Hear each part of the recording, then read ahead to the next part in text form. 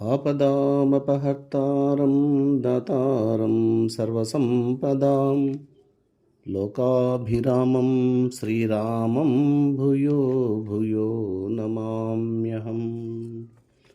ఓం శ్రీ గురుభ్యో నమః. ప్రియాత్మబంధువులైన ప్రేక్షకులకు, శ్రోతలకు నా హృదయపూర్వక నమస్సుమాంజలులు.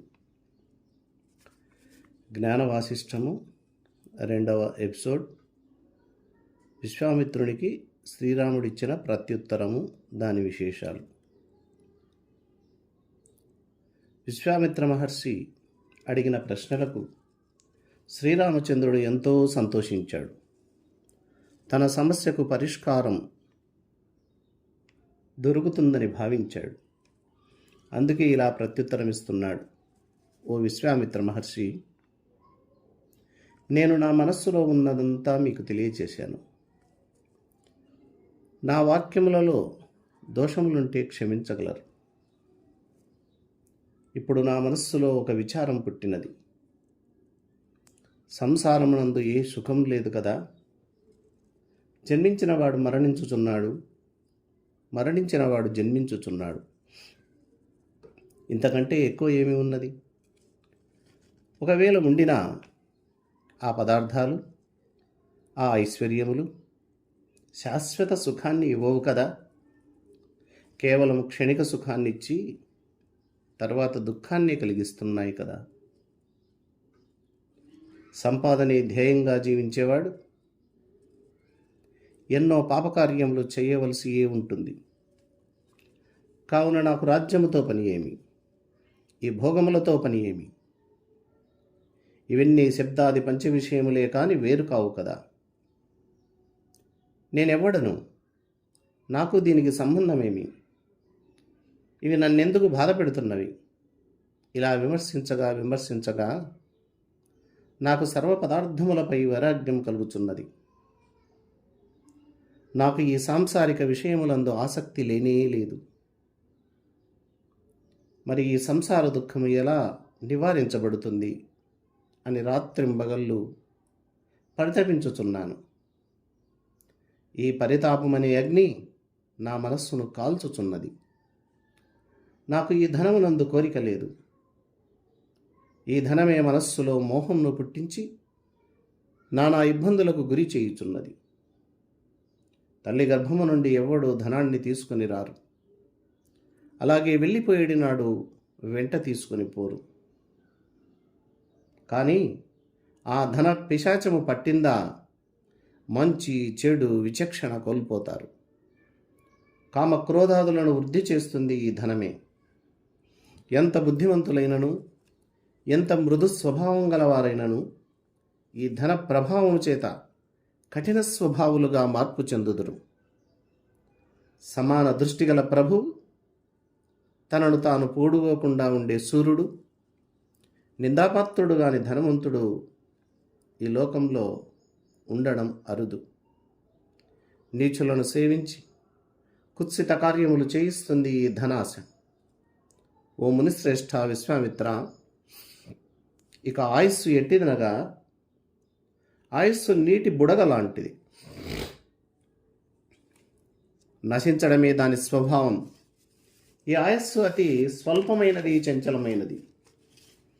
ఇంద్రియ శక్తులు బాగుగా ఉన్నంత వరకు ఆయుష్ చేత భోగాలు అనుభవించవచ్చు. ఆ ఇంద్రియ శక్తులు తగ్గినప్పుడు ఆయుష్ ఉండి ఏమి ప్రయోజనం? ఇదంతా శ్రమయే కదా. ఈ ఆయుస్సు చమురు లేని దీపం, అలల వలె అతి చంచలం.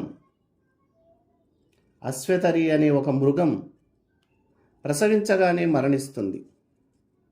అది దానికి తెలిసినా ఆ మృగం సంగమం కోరి గర్భాన్ని ధరించి ప్రసవించి మరణిస్తున్నది.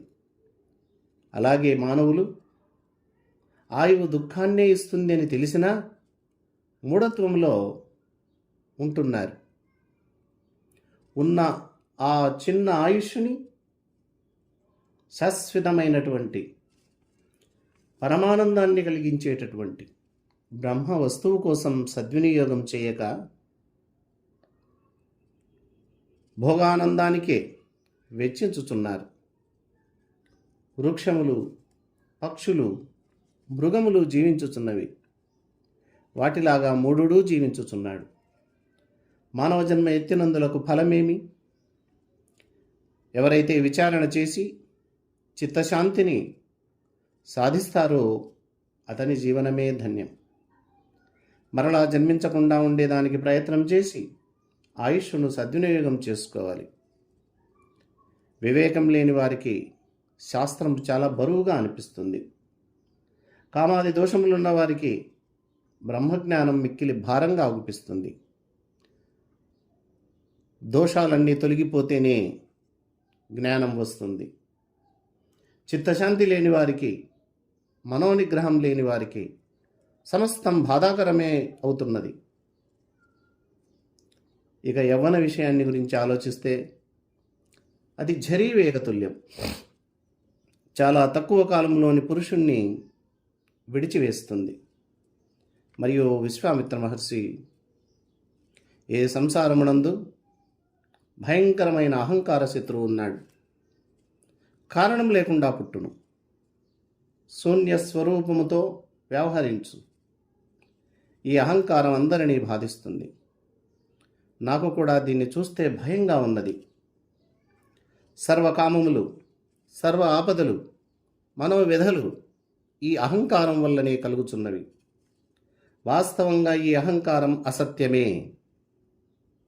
అహంకారాన్ని ఆశ్రయించి ఏదేది ఆచరించబడుతుందో అదంతా వాస్తవం కాదు.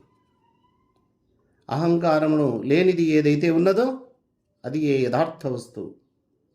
మిక్కిలి చంచలమైన, సర్వ ఆపదలకు మూలమైన, అంతఃకరణ రూపమైన ఈ అహంకారమును నేను ఆశ్రయించను. అయినప్పటికీ నేను దుఃఖించుచున్నాను. మరి దుఃఖ నివారణకు మార్గమును ఉపదేశించి నన్ను కృతార్థుణ్ణి చేయండి తండ్రి. ఓ విశ్వామిత్ర మహర్షి, సర్వకార్యములు చేయుటకు తగినట్టు సాధనమైన మనస్సు అతి చంచలమైనది. నిరర్థకంగా సర్వకాలములందు ఊరకుక్క వలె తిరుగుతూనే ఉంటుంది. ఈ మనస్సు కామక్రోధాది దోషముల చేత శిథిలమైపోయినది. ఇది సంకల్పముల యొక్క పుట్ట. ఎన్ని సంకల్పాలు చేసినా ప్రయోజనం ఏమాత్రం ఉండదు. ఒకవేళ ఆ సంకల్పం ఫలవంతమైనను పుట్టలో నీరు పోసినట్లుగా తృప్తి అనే మాట ఎన్నటికీ కలగదు. సుడిగాలిలో పడిన గడ్డిపోచవలే బహుదూరం కొనిపోతున్నది. ఈ మనస్సు నన్ను నానా విధములుగా త్రిప్పుచున్నది. ఓ బ్రాహ్మణోత్తమ, ఓ విశ్వామిత్ర, ఈ మనస్సు అనే దయ్యం అగ్ని కంటే వేడి అయి ఉంటున్నది. కొండ కంటే కఠినంగా ఉంటున్నది. వజ్రాయుధం కంటే బలమైనది కూడా. సముద్రమునైనను పానము చేయవచ్చునేమో కానీ ఈ మనస్సును జయించడం చాలా కష్టం. వాయువునైనా ఆపగలమేమో కానీ ఈ మనస్సును నిగ్రహించలేము. ఈ మనస్సే సర్వమునకు కారణమై ఉన్నది. ఈ మనస్సునున్నది అతి సూక్ష్మమై, అతి విస్తారమై, పరిశోధించే బుద్ధి, బుద్ధిలో ప్రకాశించే ప్రపంచమై తోస్తుంది. మనస్సు లేదు అందామా, ఉన్నది. ఉన్నది అందామా, లేదు. భావన ప్రకారమే ఈ మనస్సు పరిణామం చెందుతుంది. యద్భావం తద్భవతి కదా. సుఖ దుఃఖములన్నీ ఈ మనస్సు నుండి పుట్టుచున్నవి. ఒక్క సుసుప్తి దశ ఎందు తప్ప తక్కిన జాగ్రత్త స్వప్న అవస్థలలో ఈ మనస్సు సుఖ దుఃఖములను కలిగించుతూనే ఉన్నది. మనోనాశనమునందు ఈ సుఖ దుఃఖములు ఉండవు కదా. కావున ఈ మనస్సుకు బాగుగా చికిత్స చేయవలేను. ఓ విశ్వామిత్ర మహర్షి, ఆశ అనున్నది హృదయమునందు అజ్ఞాన అంధకారమును కలిగిస్తున్నది. ఈ చీకటిలో కామాది షడ్గుణములు గుడ్లగూబల వలె విహరించుచున్నవి. ఇవి నాలో ఉన్నటువంటి సద్గుణములనే దారములను ఈ ఆశ అనే ఎలుక చేత తెంపివేయుచున్నవి. ఆశాపాశముల చేత బంధించబడి స్వస్థానమునకు వెళ్ళుటకు అవకాశం కలుగుకున్నది. ఈ ఆశకు అంతే లేదు. ధైర్యవంతుణ్ణి కూడా ఈ ఆశ భయపెడుతుంది. కన్నులున్నప్పటికీ గ్రుడ్డివాణ్ణి చేస్తుంది ఈ ఆశ. ఈ పనిని చెయ్యగలమా లేదా అని ఆలోచించకుండా అసాధ్యమైన పనిని చేయడానికి కూడా చిందులు వేసి తొందర పెడుతుంది. ఎన్ని పనులు చేసినా ఫలితం మాత్రం ఏమీ ఉండదు. ఒకవేళ ఫలము పొందినా దీనికి తృప్తి ఉండదు. ఎలాంటి వారినైనాను ఈ ఆశ ముప్పు తిప్పలు పెట్టుచున్నది. ఆశ యొక్క రూపాంతరమే విషయ చింతన. ఈ విషయ చింతనే నీ దుఃఖానికి కారణం. ఈ విషయ చింతన నీకు లేనిచో దుఃఖం నీ దరికి రాదు. రోగబాధ, స్త్రీ వ్యామోహం, ఆశ, ఈ మూడు ఎట్టి గంభీరున్నైనను ఎట్టి పండితున్నైనను తమకు అభిముఖంగా చేసుకొని గడ్డిపోచ కంటే హీనంగా మార్చివేయగలవు. కాబట్టి ఈ విషయ చింతనను మానడమే ఈ ఆశకు విరుగుడు.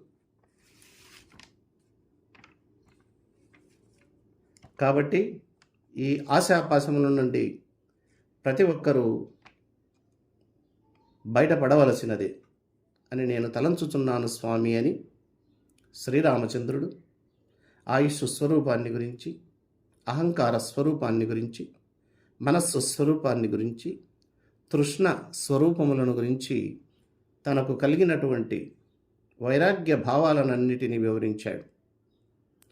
తర్వాత విషయాల కోసం వచ్చే ఎపిసోడ్లో కలుసుకుందాం. అందరికీ నమస్కారములు. సర్వే జనా సుఖినో భవంతు. ఓం శాంతి శాంతి శాంతి.